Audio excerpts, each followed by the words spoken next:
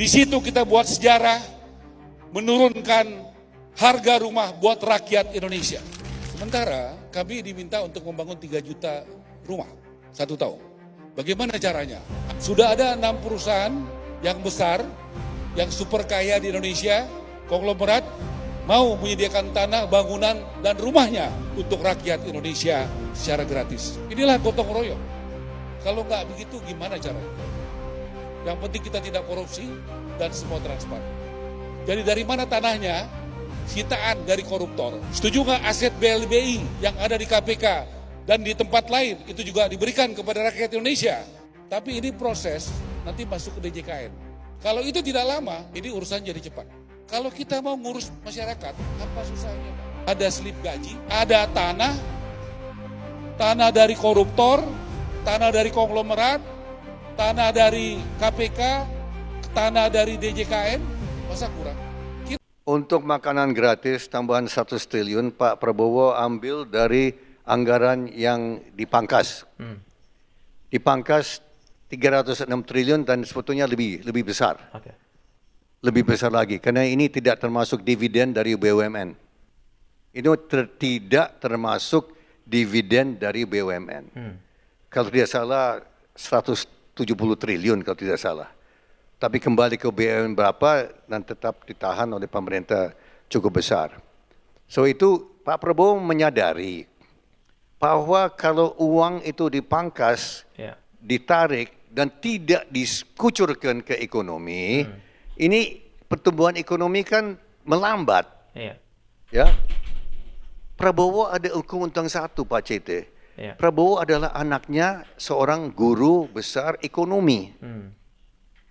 Prabowo bukan sarjana ekonomi, tapi menurut saya dia lebih menguasai ekonomi daripada banyak sarjana ekonomi. Sungguh. Kenapa?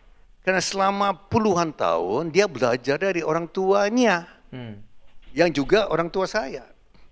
Belajar di meja makan. Belajar dari apa? Pembahasan kan kami belajar prinsip ekonomi dari orang tua. Ya. Dan dia tahu bahwa kalau uang tidak di-spend, tidak dikucurkan, tidak dibelanjakan, itu kan bisa menyebabkan kontraksi. So walaupun uang itu diambil dari program-program, itu berarti akan di-spend, dibelanjakan untuk program-program yang strategis. Ya. Ada program-program perjalanan dipangkas. Perjalanan ke luar negeri dipangkas, saya dengar dipangkas 21-22 triliun rupiah. Oke. Untuk kunker-kunker ke luar negeri, studi banding ke luar negeri. Dan banyak sekali yang saya dengar dari dia pangkas. Ada program konyol. Program konyol dihapus, dipangkas. Nanti saya bisa cerita sama Pak Seti yang mana yang di sini. Ada yang konyol-konyol itu. Banyak yang konyol ternyata.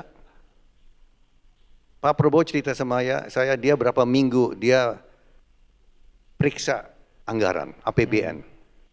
Ternyata di APBN kita ada 9 tingkat, Pak. Ya, biasanya presiden menteri periksa sampai tingkat ke-3 ke-4. Prabowo periksa sampai tingkat ke-9, Pak.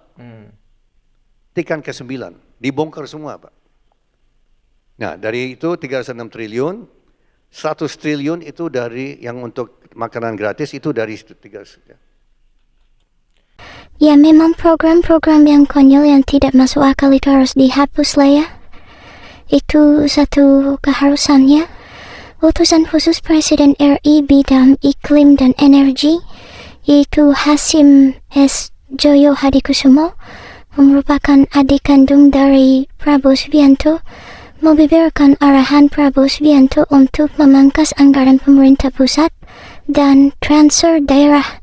Menurut Hasim, banyak program-program konyol yang dihapus untuk penamatan penghematan dan dialokasikan ke program makan bergizi gratis. Ya, jadi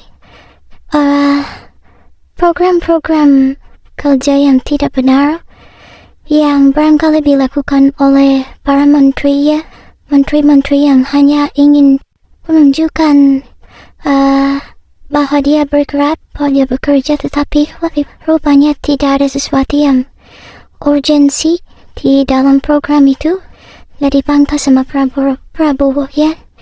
Baik, kita baca beberapa komentar. Saya sangat percaya dan sangat sependapat dengan apa yang disampaikan oleh Pak Hashim, di mana di era pemerintahan kita sebelumnya banyak anggaran terbuang-buang sia-sia seperti studi banding, perjalanan dinas yang tidak begitu penting yang terjadi di berbagai instansi.